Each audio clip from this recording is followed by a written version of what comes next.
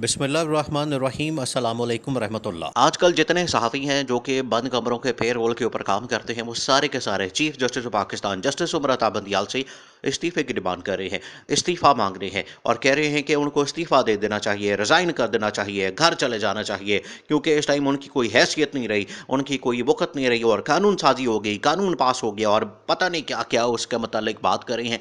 लेकिन chief justice of Pakistan ने ऐन उस वक्त जब इन लोगों ने सुप्रीम कोर्ट के ऊपर हमला किया, तो सुप्रीम कोर्ट के chief justice of Pakistan justice Umar Ata Bandial ने आगे खड़े होकर बंद बांधा है और डट गया है। और इस तरह का जज देखिए, ये बिल्कुल वैसा ही है, बिल्कुल वैसा ही जिस तरीके से इफ्तिखार मोहम्मद चौधरी के खिलाफ एक कार्रवाई शुरू की गई थी और इफ्तिखार मोहम्मद चौधरी ने उसको मानने से इनकार कर दिया था और इदारों के खिलाफ, इस्टेब्लिशमेंट के खिलाफ खड़े हो गए थे, बिल्कुल आज उसी तरह से chief justice of Pakistan justice Umar Ata Bandial के ऊपर हमला किया गया है और वो हुकूमत के ख़िलाफ़ भी और इदारों के ख़िलाफ़ भी डट गए हैं और डट कर मुकाबला करने का फैसला किया है। अब आपने इस मामले को समझना है।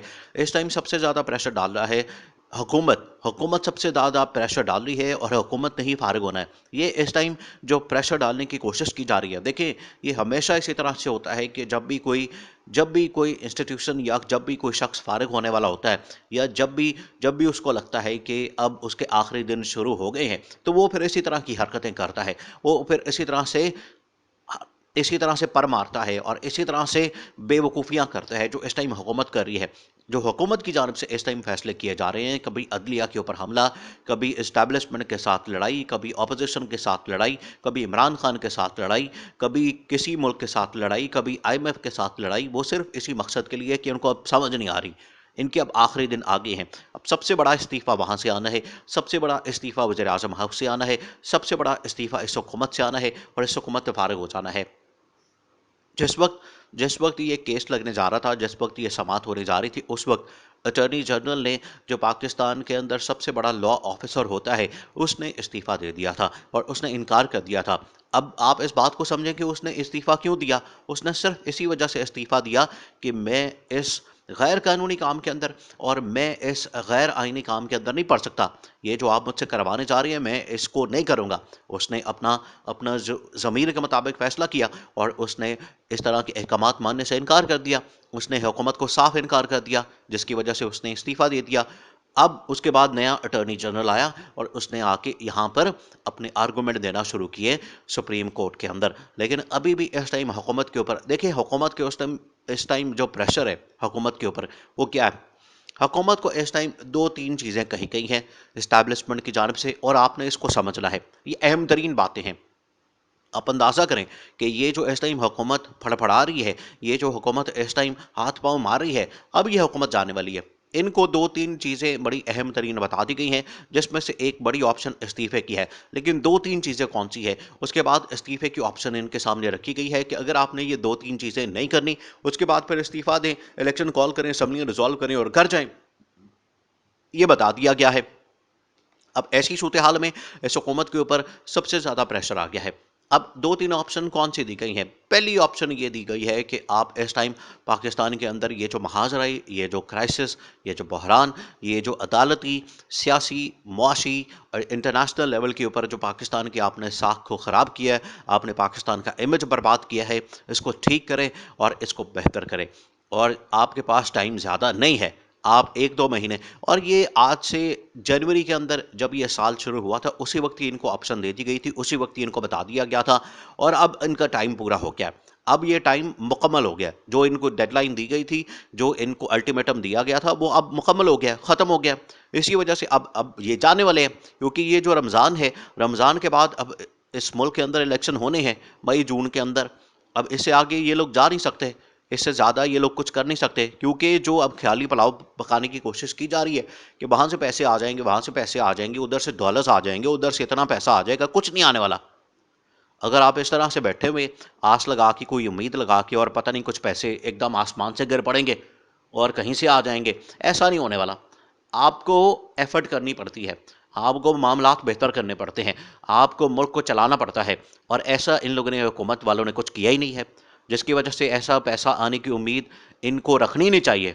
जो ये समझ रहे हैं, जो ये ख्याली पुलाव पकाया जा रहा है कि वहाँ से पैसे आ जाएंगे, वहाँ से पैसे आ जाएंगे, चाइना को हम ये इतना पैसा कह देंगे, यूरोपियन ममालिक को इतने पैसे का कह देंगे, IMF से पैसे पकड़ देंगे, सऊदी अरब से आ जाएगा, UAE से आ जाएगा, ऐसा कुछ नहीं होने वाला।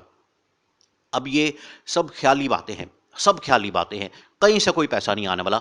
जितनी देर तक ये हुकूमत है, जितनी देर तक शहबाज शरीफ है, जितनी देर तक इसाक डार है, जितनी देर तक ये PDM की हुकूमत है, और ये ऐसी हुकूमत जो कि गैर आइनी, गैर कानूनी और बग़ैर अवामी मैंडेट के, जब तक ये है मुल्क के अंदर 1 रुपया नहीं आने वाला।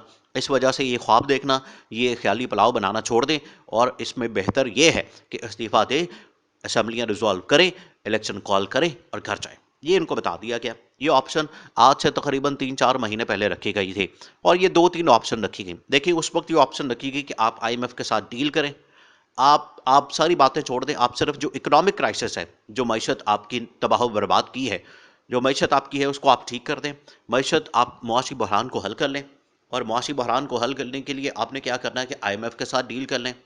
IMF के साथ आपकी डील हो जाती है, या आप सऊदी अरब से पैसे ले आते हैं, आप UAE से पैसे ले आते हैं, आप किसी भी मुल्क से पैसे ले आते हैं, लेकर आए। पैसे लेने के लिए जब ये निकले हैं तो वहाँ इनको तारे नज़र आ गए, आगे से किसी ने कोई रिस्पॉन्स नहीं दिया, आगे से किसी की तरफ से कोई जवाब नहीं आया, क्योंकि सब ने ये कहा कि पाकिस्तान के अंदर आप पाकिस्तान में जाएं और हालात ठीक करें, पाकिस्तान के मामलात जाके ठीक करें। अगर आपने यहाँ पर मांग के और बेकारी बन के और मांगे तांगे कि आपने ये इस तरह से मुल्क चलाना है, तो फिर ये मुल्क नहीं चलने वाला, और हमारे पैसे भी आप लोगों ने डबो देने हैं। सऊदी अरब ने तो साफ इनकार कर दिया, इसी तरीके से UAE ने भी इनकार कर दिया कि आप पहले IMF के साथ डील करें। अब IMF इनके साथ इनके हत्थे आ नहीं रहा। IMF ने तो बड़ी सख्त शर्तें रखी हुई है, उसने जो पहले शर्तें रखी 2-3 महीने इन लोगों ने वो मान ली, महंगाई कर दी पाकिस्तान के अंदर, पेट्रोल महंगा, हर चीज़ महंगी करके, महंगाई करके, डॉलर महंगा करके, और हर चीज़ को इन्होंने महंगा मूंगा करके इन्होंने क्या किया, इन्होंने आवाम के ऊपर महंगाई और बेरोज़गारी का बोझ डाल दिया, अज़ाब नाज़िल कर दिया। उसके बाद IMF निकल गया। अब इस मामले के ऊपर जो टॉप की मिलिट्री कमांड है जो पाकिस्तान के अंदर, जिसके अंदर जो टॉप के मिलिट्री अहम तरीन जो कोर कमांडर्स हैं और आर्मी चीफ हैं, DG ISI हैं, बड़े अहम तरीन मामलात, उनको इस चीज़ की तमाम ब्रीफिंग्स, प्रेजेंटेशंस और पूरी दुनिया से मालूमात मिल रही है कि पाकिस्तान इस टाइम तबाही और बर्बादी की तरफ जा रहा है, और हमने अपनी रियासत बचानी है। रियासत बचाने की जिम्मेदारी उनके कंधों के ऊपर है, और उन्होंने ही इस जिम्मेदारी को पूरा करना है। और शहबाज शरीफ का इस्तीफ़ा, वज़ीर आज़म हाउस से अहम तरीन इस्तीफ़ा वो आना है, उसके बाद ही मामलात हल होने हैं। अगर वहाँ से इस्तीफ़ा नहीं आता है, वहाँ से मामलात हल नहीं होते हैं, इस बहरान को हल करने के लिए अमली तौर पर कुछ नहीं किया जाता है, तो फिर पाकिस्तान आपके हाथ से निकल जाएगा, फिर सब लोग हाथ मलते रह जाएंगे।